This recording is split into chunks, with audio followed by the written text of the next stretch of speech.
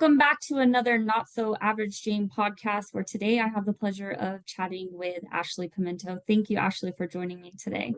Thank you so much for having me on today.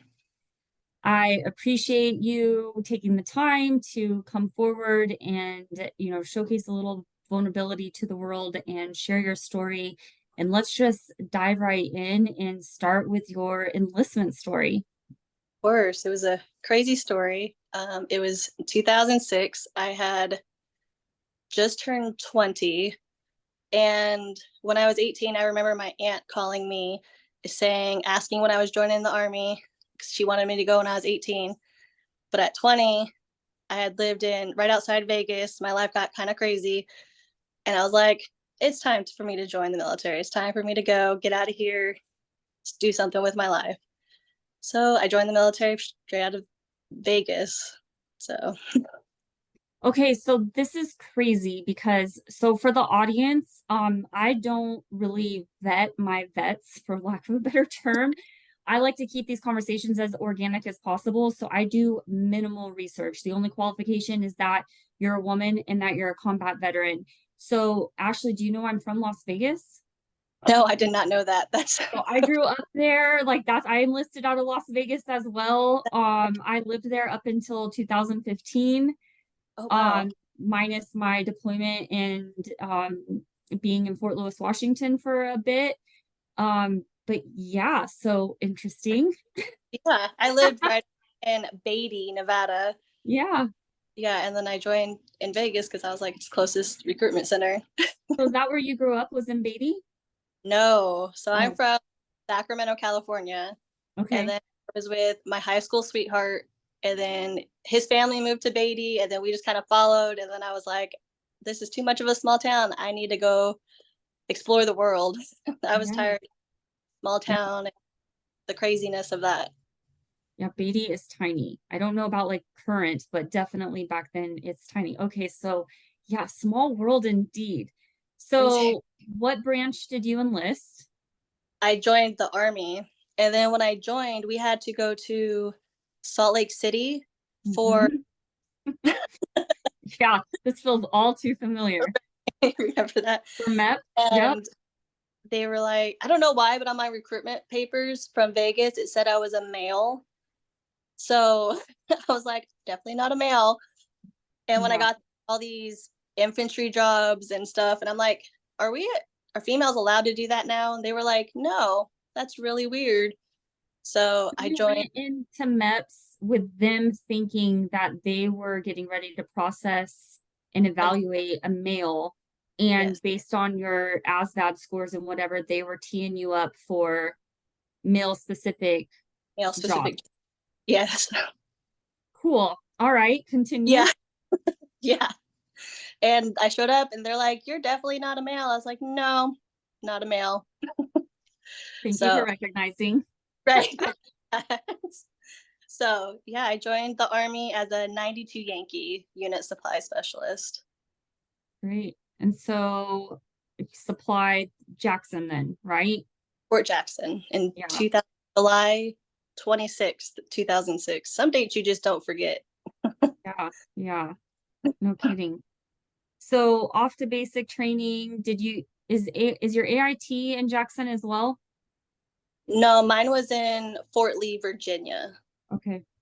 And that was from end of 2006 into the beginning of 2007. And then they sent me off to Fort Wainwright, Alaska. So Alaska. Alaska. Wow. Did you make someone mad? Right. I I guess it's must better than Korea. I remember girls crying getting their duty station as Korea coming out of AIT. yeah. They were like, do you want one in Texas or do you want Alaska? And I was like, you know what? Let's go Alaska. I want to go see the world. That's cool. I don't know why. So It where was in Alaska is that? Fairbanks. Oh, is it? Okay. I've never been to Alaska. All right. So this is '07 time frame. Yes. Things in, and I only know this because again, like you said, dates, right? Some dates you don't forget. My ETS date was July of 2007. And Okay. I couldn't wait for it to end because Afghanistan was getting a little rowdy again. Oh yeah. And I had at the time a 2-year-old and was not trying to deploy with him, which I would have if I would have stayed in. So things are heating back up in Afghanistan. How long were you in Alaska, and kind of maybe take me the next couple years or so? Right. So while in Alaska, we did NTC training before we deployed in 2008. And we also did JRTC in Louisiana and Fort Polk, Hmm. aviation unit. And and then we deployed in 2008 to 2009 to Iraq. So you weren't even at your first duty station very long before you started training to go on your first deployment. No, but there was soldiers straight out of AIT. While I was deployed, I got a soldier out of AIT straight to Iraq. He didn't even get a chance to put his bags down in Alaska. Oh, Yeah. wow. So over to Iraq, um, are you, what type of unit are you attached to, or are you a large supply unit? It was an aviation unit. It Oh, was six, gotcha. 7. Yeah, they had the Kiowas, little 2-man warrior helicopters. And we also had Blackhawks attached to us and Apaches and stuff like that. Wow. Okay, so most of 2008. Most of 2008, and then some of 2009. And then I went on leave. Me and my ex husband went on leave. And then I got pregnant while we were on leave. So I came home and then he stayed. So, and it was only like 2 months left of our deployment. There wasn't, because we came home to California for the 2 weeks Hmm. and then went back and then surprise So you found out you were pregnant during deployment? during deployment. Wow. Yeah. Wow. I'm like, I have a question.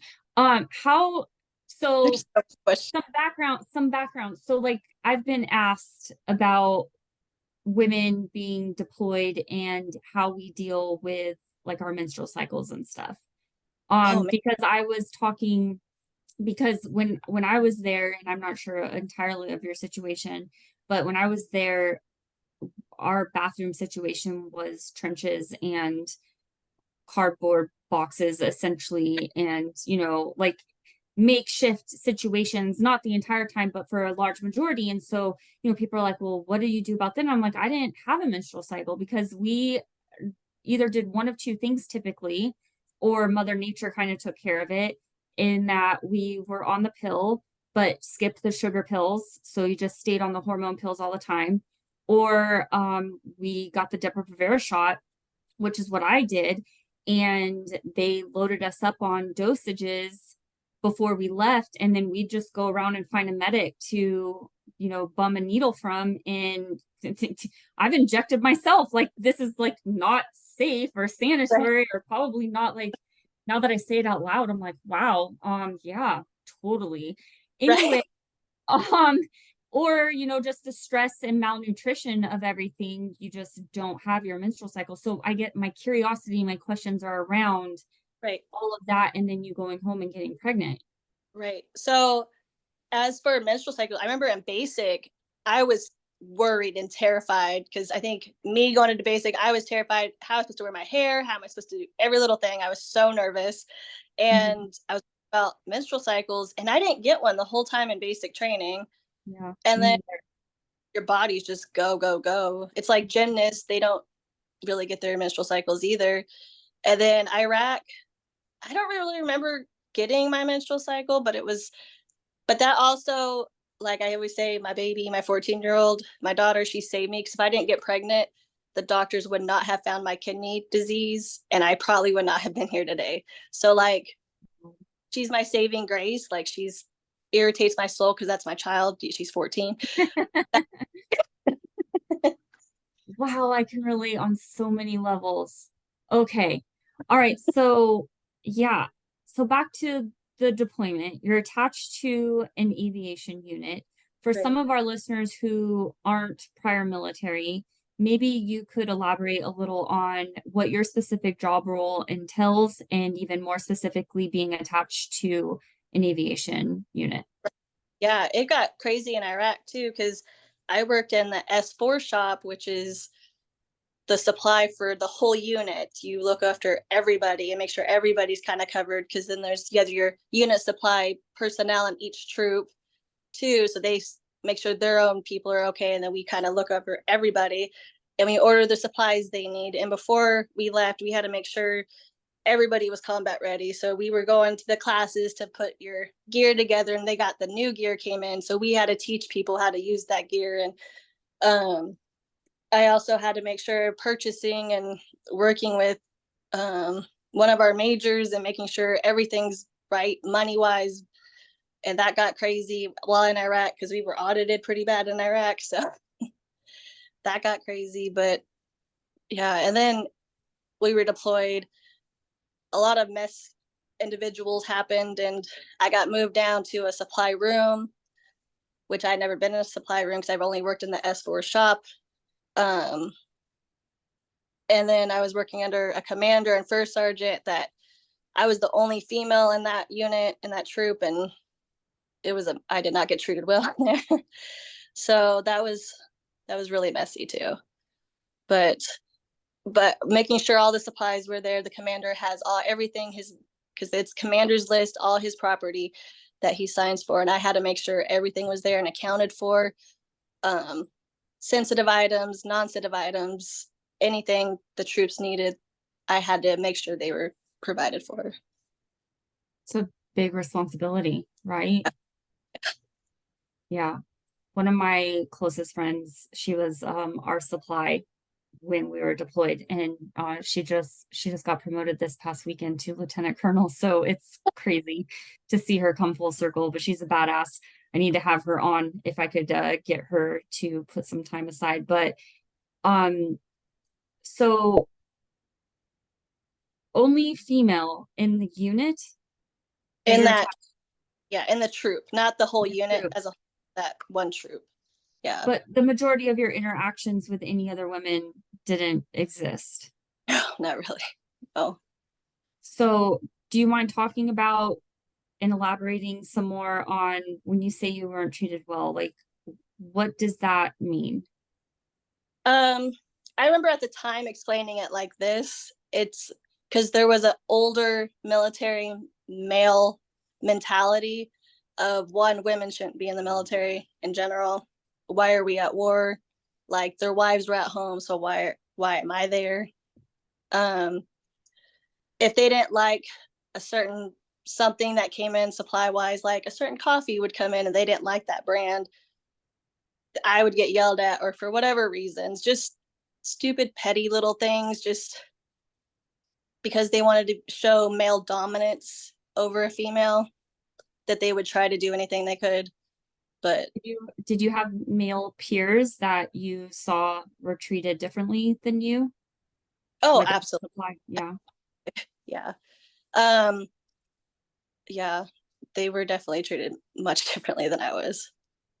So how did you deal with that there? Like, where did you go mentally, emotionally? How did you? Um, I was At the time I was with my ex-husband, and he was deployed at the time. So we had each other. We were in different troops, but we were kind of around the same area. So I Okay. had him, and I had my S4 shop that I originally had worked in. I was really close to those people, and I'm still close to those people. And so that was easier for me to go up to the S4 shop. And especially since I worked with them in a way, since we were all supply, I could go up there, be like, hey, I got to go up to some S4 and go do some work. And I would kind of escape Mm-hmm. mainly. It was just, there was just a lot. There was a lot of yelling, a lot of unnecessary stuff. I mean, it's the army, there's going to be unnecessary stuff going on for sure. But just the male dominance, the male egos, the old male mentality, old army mentality of no females, we don't want to work with you. Why are you here? Type of thing. Wow. Did you, were there any other like coping mechanisms while you were in the moment, or did you kind of just like stuff it down and I stepped it down a lot. yeah, That's probably yeah, why I go to therapy now more.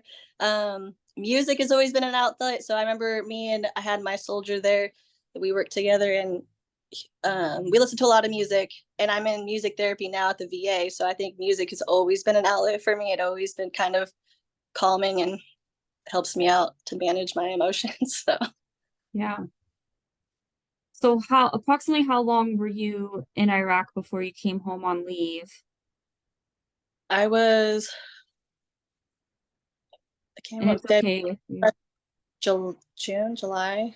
We were there 9, 8, 9 months. I'm trying to, okay, before I left for leave. And then it was another couple months after that before I even found out I was pregnant. yeah, So yeah, they were only there maybe a month or two longer than I had come home. And there was other females too that had similar situations happen as well. So, but elaborate on similar situations. so I think there was just a lot of issues with male dominance there, and there was a lot of stuff going on in that unit that wasn't Are healthy. you, so I'm just gonna say some things out loud Right. and tell me if I'm wrong or right. So, do you feel like some of the women there, well, actually, first, so similar situations, some women turned up pregnant Right. while on deployment. And do you feel like these women were having consensual sex fully? I believe most of them. I mean, Most, but there were some situations that were most likely not. yeah, I would say so. Did you ever get that type of vibe from anybody while you were there? Male, Yeah. yeah. How did you handle those situations? Um, I kind of pushed it down and I told, but like nothing Never came happened. of it. Nothing. Yeah. I they were higher up, and so it didn't matter. Unfortunately, that's a narrative I've heard before. It happens a lot. And it's shitty. It's shitty that it happens a lot. And it's shitty that we like borderline laugh about it, you know? And I've like tried to explaining to like some civilians how we tend to laugh, you know, about like the really shitty parts because it's like the alternative is crying about it, right? But you can't What else? cry because that's weakness and you know all these things that we've been told since you know you go to basic training about vulnerability and it's you know being related to weakness and that Right. stigma has unfortunately left a lot of people in a dark place where they don't feel like they have any type of escape and so they you know take their own lives unfortunately Yeah. so yeah um so you come home you have your little bundle of joy Right. where and so you're back to Alaska then right at this point Alaska. Yes. and so this is like you 2008 did you have her I in had late her. 2000 early 2009 Yeah, I had her the end of 2000, August of 2009, and she was born 30. She was born 36 weeks. She was early because of my kidney stuff. They found I had kidney stuff disease, and then I was on bed rest in the hospital my entire pregnancy.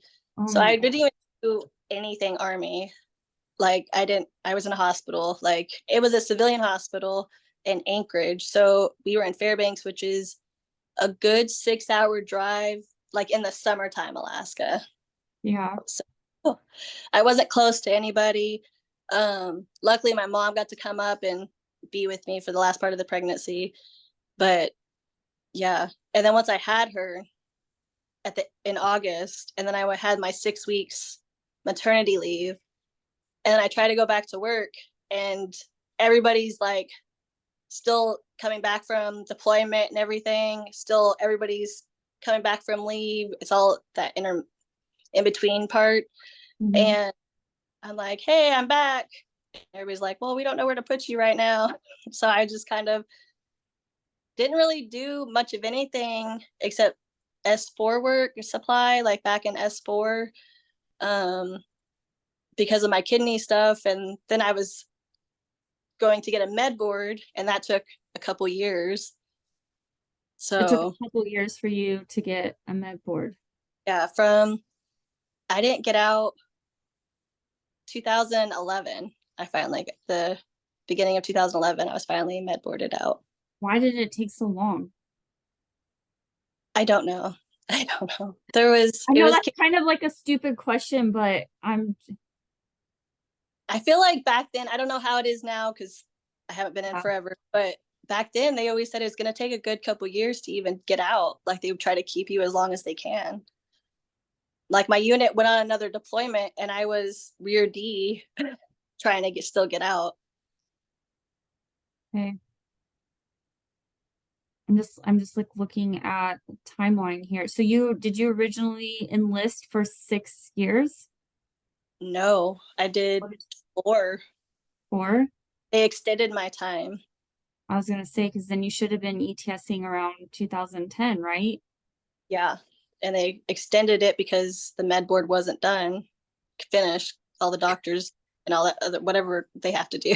So you're set to get out, but and you're even trying to get medically discharged, but at the same time, they keeping you. Yeah, that totally makes perfect Right. logical sense. Right. I, yeah. Okay, so talk to me about your mindset and where you're at mentally and emotionally coming home. Like your husband stayed deployed, right? You Yeah. come home because you're pregnant. Right. So you're coming off of, being in a combat area, um, basically taken out of your unit, which sounds like wasn't necessarily a horrible thing. Um, and then you're home, but essentially kind of by yourself and processing not only what you've just endured and been through and been witness to, but also dealing with the emotions of growing a child inside of you and the hormone changes and all of those things. So what's going on with Ashley during that time? Honestly, I feel like I was in survival mode. I don't I ever process any of that. I don't feel like I've processed a lot of it still today, and I'm in therapy now Mm-hmm. years later, but I don't, it was so surreal to go from combat zone to, hey, you're pregnant and you have kidney disease and now you're going to be in the hospital. Right. Like I don't know how. I don't even like I have to look back at pictures and remember because I don't remember parts of that. So you kind of blacked out that time period. Yeah. It's just a blur to me now because I think I was just in survival mode. Yeah, I can relate. I don't remember much after I came home, and I wasn't even dealing with the added stressors of becoming a mom immediately and being diagnosed with a disease and trying to process all of that. And the only reason I remember any of it, is because I wrote stuff down in a journal. And I know you said you were like going through old pictures and emails and things of that nature, even trying to just jog your memory coming into this. So it's interesting. I've heard that too, just suppressing the memories and experiences because quite frankly, we just don't want to feel them. Right. I don't want to feel any of them. Like I don't want to experience that again. And like I know to heal and process it helps. And I know that deep in my soul, I know that. But it's hard and you don't want to sometimes. I feel that. So when did you decide, or if there was an actual decision, or when did you, I guess, maybe start this healing journey? Because you're in it. You shared with me that you're in music therapy, and that's contributing to positive reinforcements and whatnot. So where did that start? How did it come? Was that part of, I guess, maybe your out processing, and maybe share a little bit there? Right. I don't honestly, I went to college. I graduated college with a counseling degree. I don't even think I was healing then. I think it wasn't till I had a kidney transplant 4 years ago. And after my transplant, I think my mind just shifted and was like, my body went into a real fight or flight mode after my transplant. And I was like, there's real emotions coming out everywhere. Like I couldn't stop crying. Like all these memories were coming back. That surgery just he had a huge effect on my body. And I was like, Wow. we need help. We need help. Like my friends were like, Ashley, it's time. Like you need something. Like I felt like I couldn't be a mom at the moment. Like I needed help. And I started reaching out to the VA, and they just they just put me on a bunch of different meds and like try this, try that, and I'm like, this isn't helping. This isn't working. Um, What were but some of the things like that were making, I mean, you said you felt kind of like you were failing as a mom, or were I you just like kind of in this depressive state, or think after were, my transplant, I just went to. I was away in Port. I had my transplant in Portland, and we lived in Sacramento still at the time. And they said I had to be away from my kids for I think it was 8 weeks, and we had never gone that long without. I was a single mom at the time, so like I hadn't been without them, and I think that did not help my mental health either. Like I needed to be there and I couldn't be there for them. And they had my mom and they had friends and family. They were completely taken care of. There was no worries. It was just, I felt like I needed to be there and I was failing. And I feel like different steps, I'm like, oh, I'm failing because they were homeschooled. I'm like, well, they need help with their homeschool. Like I was teaching them, but now I'm like, okay, they're doing better. They're good girls. They're good kids. You're and I have to remind myself, like, even if I'm failing, feel like I'm failing as a mom, like they're still alive, they're still fed, they're still healthy. Like they're fine, even if they want to be mean sometimes because they're teenagers. So yeah, I feel like them growing up too is harder. And I'm like, the challenges are harder. When they were babies, it was easier. Now they're taller than me and meaner. Mhm. So an interesting observation, and if I'm completely out of line, tell me. But to me, kind of an outsider looking in, it's, and I know how like busy children keep you, right? You don't even have time to think about, did I shower today? Maybe I, I mean, I don't smell. Um, to being in a hospital with your own mind and thoughts and emotions. And so there's this like void, right? That's not Right. filling. So I kind of, again, just an outsider perspective, it's like, okay, well, this busyness wasn't there for you. So you finally were able to take a breath and kind of just live in your own thoughts and emotions. And then you started thinking and remembering and feeling. And that was Right. probably really scary. Right. Yeah. And I was writing a blog then too. And I think a lot of those emotions at the time were coming out in that as well. And different stories were coming out from family and friends and just different stories of their healing and my journey and stuff like that. And I think that probably did set it off, that void, because I put everything into being a mom after the military. Like that's what I had was my kids. Like, oh, I got to raise my babies. Mm-hmm. It was quiet. And then now it does get quiet since I moved from the big city to nowhere in Oklahoma. So Yeah. Yeah. It's interesting. I was at a city chamber meeting I think it was last month. Anyway, not important. And one of the things that it was is basically the city trying to learn, what are some things that we can do to help our veterans, whether that's in transition or support or whatever that may be. And one of the gentlemen there said one of the important things that you, the city, the businesses need to remember is that veterans need two things, and that is a mission and a sense of purpose. And if we don't have those two things, we feel a void, and we're always trying to fill that void. And sometimes those are in real negative ways. We fill the void with alcohol or drugs or sex or gambling, or sometimes we fill it with, working out and to an unhealthy level, but we're always trying to fill this void. And it, like, in that moment, got me thinking how, when a man walks into a room who's a combat veteran, you can almost tell immediately, whether it's the way he walks, the way he dresses, his appearance, something about his demeanor, right? You can almost tell. But Right. when a female combat veteran walks into a room, 99.9% of the time, you have no freaking idea. Oh, I couldn't tell you one from another if they all walked into a room. Right. And then, so the interesting thing with those two facts that well, I'll call them facts, they're my opinions technically.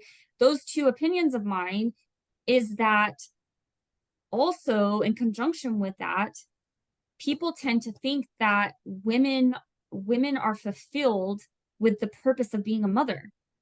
And as a mom myself, I, I can see that, but like, I'm not so average Jane, right? And that is why I named what I did, because that is how I feel. Like, I'm not a so average Jane, and Ashley, you're not an average Jane, and the other, 5 women that have already shared their stories with me are also not, and they're all moms, but there's still a void, like, we're picked up in a very raw, young age and broken down and built back up to have this bigger purpose and mission in life. And then, like, they kick us out the door in one way, shape, or another. And they're like, okay, cool, have fun. Go forth and do amazing things. And like, we don't know how to deal with all the shit that endured. And then the people don't know how to receive us and help us through. So like, it's just like a recipe for disaster. And we like look around and we wonder why like our suicide rates are so high, and there's so many homeless veterans. And even going back to like the Vietnam era, like, they were really not welcomed home with Right. open arms, right? I mean, at least like when we came home, our family was like kind of proud of what we had done or contributed to. So it's just this very interesting thing that I've kind of tied all together from a female combat veteran's perspective while being a mom, because I love my kids, and I'm sure you absolutely love your kids, but do they give you a full sense of purpose? No. And you know what? And I like will openly say that to you, but like, if I went to the PTA meeting and said Right. that in front of all those moms, I'd probably be like, have Food. tomatoes thrown at me and booed out. Right. Like, oh my God, this woman's insane. Like, my being a mom is the best thing ever. Like, yeah, no, they drive me freaking nuts. And I want to choke them sometimes. I love them, I love but them with my whole heart, but sometimes. yeah. So it's a very interesting dynamic. Um, and nothing to discredit men in fatherhood, but No. it's so different and it's so unique. And I didn't fully comprehend that throughout me being a mom for the last 18 years, that I was always like chasing something, right? Like chasing that high, if you will, of that mission and purpose. And it wasn't until all of you amazing women started coming into my life and being able to share your stories and this platform that I started feeling whole again. Right. So Yeah. what are you doing to help fulfill your mission and purpose today? I'm trying. I've started going to therapy. I have music therapy, and I have an amazing music therapist. She's a female, and to me that matters because I've been to Yeah, different therapists, and it matters. yeah, And 100%. yeah, she's amazing, and she just listens. And I have two of her drums she lets me borrow, and it just it's easier there. And then I go to the gym because I have to work out with my mindset. I just have to. I'm Yeah, not a crazy exercise person, but it helps. It helps for my your mind. body. Yeah. Yeah. So before you found music therapy, what were some other things that you tried? Like traditional psychologists, psychiatrists, meds, Yes. All the meds. Um, all the meds, all all the the meds. meds. I mean, I'm on some now because I needed some help. My mind just got too messed up a little bit, so I needed some help with the meds. But if they work, they work. And I always say, if we need them for a little bit, we need them for a little bit. If you need them for longer, you need them for longer. If it helps, as long as you're getting help. Yeah. Um, and I know when I share, I get hate for talking about my mental health, especially on my Instagram. Um, By who? Like I'm following you right now, girl. I got your back. Who? Who's giving you hell about sharing? right. No, I do. Family especially. And I'm like, my family's the most ones on all these other pills. I'm like, I just share like, I'm going to music therapy. It helped today. Hey, I'm going to the gym. Hey, I made it out of bed today. And some days that's all that you need to do. You know what I Yeah, mean? 100%. And we've all had people who unfortunately have lost taken their lives, and that we have to, I remember those people too, and those days are hard too when I have to, those memories come up. And I'm like, we made it out of bed. We're going outside today. We're gonna go for a walk. I like to read. I want to go back to college. That's another goal of mine that I'm probably going to start within the next year. Um, I do want to go back to college. Um, like you said, a purpose, a mission, something to get. What do you want to continue to pursue like the counseling, mental health? Like what are you looking to? I do love the mental health aspect, but I think I want to get into more law. Mm. Um, I felt always a calling towards law, and then my mom, I was talking to her. We had some family stuff going on a few weeks ago, and she's like, "You just really need to go back to school and go to law school. Like if you in the military." And I've been looking into different loans and all that other stuff. So maybe in the next year I'll start going back to school that way or something in law. So the woman I was just telling you about that we're E3s and E4s together and she just got promoted to lieutenant colonel. She's a Yeah, lawyer, has her own firm in Las Vegas. If you need a mentor or someone to bounce ideas off of or ask questions that's been there, done that, you let me know. I'll put you in contact with her. She would be more than happy to help. That's yeah, that's so amazing. And also for everyone who's listening and go follow Ashley on Instagram and cheer her on and up and support her being boisterous and vulnerable in her mental health because Ashley, I get messages all the time on my platform saying thank you for sharing, thank you for being vulnerable. You helped me out of a shitty situation today. You reminded me that there's, I can keep pressing forward. So even if there's one person right out there that sees you sharing and it absolutely. helps them step away from doing something horrible, then but then it's worth it. I don't like Right. Yeah. I'm I guess just like that too. And I feel like that's worth it. I don't care about hate. You could just keep hating. yeah. Like, I don't care. That doesn't bother me. But Well, I'm gonna go find you, and really hope I don't see anyone hating on you because I might just tell them exactly how I feel. Yeah.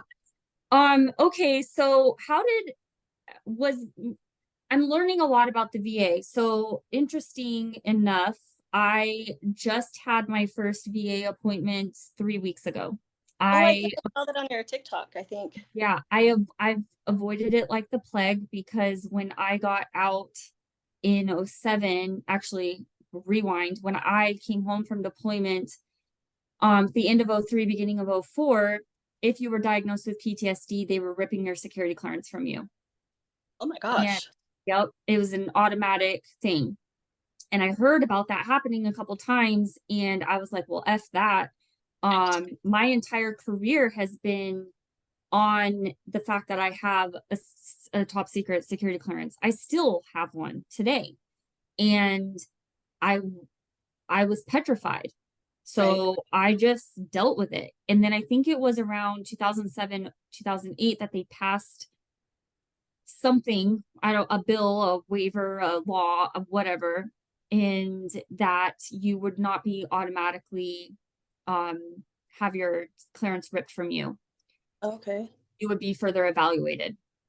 But by that time, I was already just going through life and I was like, I'm doing great. Like, I don't need help. Like, I'm just going to keep on trucking.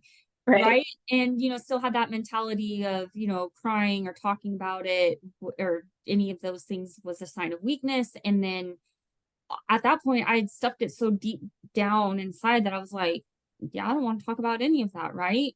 So I get that. Um, but going like writing the book, actually reading the journal, processing it, I was like, okay, well, I basically looked the devil in its face at this point, right? So yeah, let's tee them up. So it's very interesting. Um, I this week I have a TBI evaluation. I had no idea that they could look at your brain and know that 20 years ago you like suffered a concussion and have damage. Yeah. So I'm getting my brain looked at on Wednesday. They're Oh gonna my. tell me how fucked up I am, apparently. Um, and then I have a meeting with a psychiatrist who wants to prescribe me a bunch of drugs. And I've basically been told just take them, like not consume them, but take them because it shows the VA that you're trying to do something. And I'm like, are you kidding me? So it's just insane what I'm trying to jump through the hoops. But I also simultaneously think it's absolutely ridiculous the hoops that we have to jump in. So when you're like, okay, I went to the psychologist, I saw the psychiatrist, I got a bunch of meds. These are all the hoops that you had to jump through. Yeah. And then I'm trying to get, I've heard, I haven't tried it, but in Tulsa, the VA up there, they have ketamine treatments for veterans now. I've heard Um, about this. to help with PTSD and stuff. And I was like, oh my gosh, maybe that would just help me. And the doctor, the psychiatrist that I'm seeing, I don't like him, but I have to keep seeing him to get what I need. My music therapist, she knows I don't like him. She's yelled at him for me because I don't like him. And they you have to be on, I think they said try that you have to try 5 different medications for Before anxiety you, depression before they'll consider for the ketamine treatment.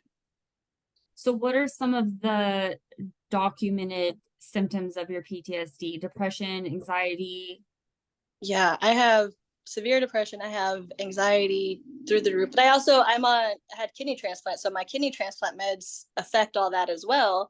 Yeah. So when it gets to the root of the problems, they're like, well, you have this, and then also PTSD for military. So it kind of goes all together. Mhm. Um, so yeah, it's just super complex. So how did you find music therapy? Because you said that's helping a lot for you, It, right? yes. I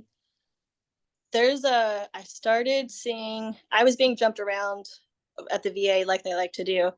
And they're like, go see this person, try this person. How about this person? So there was a social worker, Leah. That's her name. She's an amazing social worker, amazing person. Um, and she was like, try music therapy. It's new to the VA. You'll probably like her. She's awesome. So I was like, okay, I'll try it. Like, I'll try anything to try, not anything, but I'll try to get help. Yeah. And so I went to her, and I'm not musical. My kids can play guitar. They are awesome. I cannot do any of that. But I go, and she has like it's like a pillow, and she'll put on music, and it feels like you're holding a bass speaker in your lap, but it calms your anxiety down. So we'll do that. Or we'll play like a drum, and she's like, just hit the drum and get all your anger out. Or let's just do this. Like, she's just really good on how to read you and what maybe we try a different way of getting out emotions and whatever you need to get out Yeah. right there. I love that. I did an event with a friend the other night who's a mental health professional, and we were talking, like we ended the session, it was called Love and War, and it was just basically taking her book, that's about redefining love and, basically tying it into the journal and all my messed up situations. I was basically her guinea pig. But anyway, at the end, we like one of the things that we are trying to tell the audience, trying to leave them with something, right? Because we brought them down all these really dark rabbit holes, is you need to purge it. Like somehow, some way, like we suppress it and lock it in. And I've always said, like, oh yeah, I just put it in my black box in the back of my head. And once I opened that box, it was like freaking Pandora's box, and like shit's just popping out and all over. And like I could be, totally fine. And then, my kid goes running by and I just would snap, and I've gotten better, but like just all these things. And so and I really feel it's just because it's like when you take a soda and you just shake the shit out of it, and eventually like it explodes. And like that's how I felt all the time. Like I was just being shaken, and it was just a matter of time before I exploded. And so like our like takeaway was just get rid of it, like exert it in some way. And I mean, again, like you just got to move your body. Like it's helpful sometimes. Right. Or like what you're talking about, um, journaling, art therapy. Like there's so many different flavors, if you will, of Right. therapy that a lot of times, and I wish the VA wouldn't just automatically like, all right, psychologist, psychiatrist, meds, right? Those are your first three steps. Like I wish Right. they would just explore a little bit deeper before they automatically went there. And um just, I don't know, be open to it. But I'm glad to hear that art therapy is even being welcomed and incorporated into the VA. Like that's huge. Um, my therapist is a holistic therapist, and she does like repatterning of the brain and by digging into your subconscious. And what she does in her certifications aren't officially recognized by the VA yet, but like music therapy and equine therapy I've heard are. So I'm like, okay, well, if those things are accepted, then maybe there's hope for the future. So I put my psychologist in touch with her. I'm like, maybe she can help you get registered with TRICARE, because that would be great. So, Yeah. but I'm currently jumping through hoops. So, um, recommendations, advice, support for selfishly me, but also anybody else out there that might be just starting their transition. Actually, one of the Janes that I just shared, Kimberly Herm, is just now starting her transition out of the Navy. So anything you might lend us some thoughts and ideas and Yeah. advice. Let me think a little bit. My getting out was so different than everybody else's, I felt like. Yeah.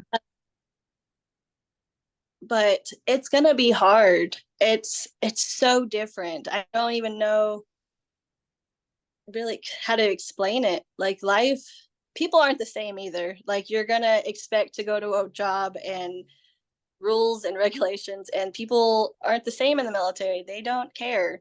Like they really don't care. Um, oh, what else advice? I don't even. I would try to get on with the VA just to try to get help, and then more female veterans and more female combat veterans going in and speaking up and trying to get more help. I know the VA here in Muskogee that I see more often, they have a pink team now, just female doctors, a whole female team, just to try to make females feel more comfortable of going to the VA. Yeah. VA is not, it's getting more female friendly for sure over the years, but when I first started going, it was just male dominated and older men just not liking females. They're like, oh, you served. You kind of have to Yeah. justify yourself a little bit, which you shouldn't have to by any means. You did your time. Everybody did their Right. I'm time. like, here's my DD 214, like shut up. Right? What else Yeah. do you want? Here's my blue Right. card. I don't know what else you Right. want. Yeah. Yeah. Um, females, combat veterans definitely get backlash, but we're strong. We're a whole different breed. We're strong. And I'm glad you're putting this together to help us find each other more and get our Mhm. voices Like, I really do appreciate this. Yeah. Dude, you just would give me another year. I'm finding you guys everywhere. I found Ashley on TikTok, you guys. Like I literally was just hashtag combat female combat veteran, and Ashley was one that came up, and I just liked a bunch of her shit and then went and messaged her so she didn't think I was some bot or some, weirdo trying to get, because there's some weird stuff on TikTok for sure. But yeah, you're the second person that I found on TikTok that has come forward and shared your story, and I'm gonna keep hunting TikTok, for us. definitely male dominated veterans on there that love to bash female. Oh yeah. I can't even You go know, down those rabbit holes. I have to just block them because it fuels a fire that doesn't need to be fueled, and it takes away from energy that I could be, doing something like we're doing right now. sometimes they get me and I'm just like, shut up. You know nothing. You're nobody. Like I just Yeah. sometimes I just can't. But I do try because but I do have a lot of great male uh combat veteran friends too. I was Yeah. talking to for this podcast because he served and he's a really great counselor and he's really great motivator too. He's like, you got this, it'll be great. Like, you know your story, you need to get your story out there. So there are a lot of great men that also appreciate the female voice finally getting out there. And I'm thankful for that too. 100%. And it would you know, of the older it's interesting the nexus that I've also been able to build with the older generation, like the Vietnam veteran era, which my uncle's a Vietnam veteran. And we've had like, my mom used to call him all worried. Dallas is like, I don't know, you call her. And so he'd call me and he'd literally be like, your mom called. I'm like, cool. And he's like, so I'm just calling to make sure you're alive. And I'm like, I'm alive. He's like, all right, do you need to talk? I'm like, nope. He's like, cool. And like that was the extent of our conversation. But he'd be like, yeah, I talked to Dallas. Everything's great. Like we had some deep conversation. Right. But I met with a guy today who was a MP in the 70s, like during that era, and he was just so appreciative in because there's some type of parallel there in the way that they had to deal, or I should say not deal with everything that they had endured when they came home, right? They just had to just get back into it. It's more similar to what the female combat veterans go through in their transition I could than see the that. males. Do you know Just what have I to, mean? yeah, you just have to be a mom, had to get back to work and be a family man again and do their Yeah, job. just forget anything and everything that you just went through, right? And that's kind of what that era also had to do. They just had to forget, because honestly they wanted to, because if you even said, oh yeah, I was in Vietnam, you were a baby killer and you were, all these very negative things, but meanwhile being fed drugs and to stay awake for days on end. And like I hear some of their stories and I'm like, wow, I thought I had it rough. Okay, you win, Right. right? So it's been an interesting parallel, because in my eyes I'm like, I have nothing to share with you, like you're the hero in my eyes. And they're like, Right. no, like what you're doing and your vulnerability and all this, like it's amazing. And I'm like, if you say so. Like my Right. publisher is a Vietnam veteran, and when he read my manuscript he was like, we have to get this out there, like the whole world needs to hear this. And I was just like, are you sure? How much have you had to drink? So it's been interesting, but yeah, I appreciate you coming on. I appreciate you being vulnerable and sharing your story. I think a lot of the insight you provided, even in just your healing journey, is going to help so many others out there. Um, if you're, following Ashley's story, she's on TikTok, she's on Instagram. We need to support her on Instagram for sure. Are you on Facebook as well? I am, but I don't really go on there. Yeah. And if for some reason you want to get in touch with her, you have questions, you can always reach out to me. And if she's willing, I will connect you guys. But Ashley, again, thank you. I will leave it in your hands to kind of wrap us up. I sometimes like to ask, like if you had a, 18-year-old girl sitting in front of you and she was getting ready to enlist in the military, what would be some advice you might share with her?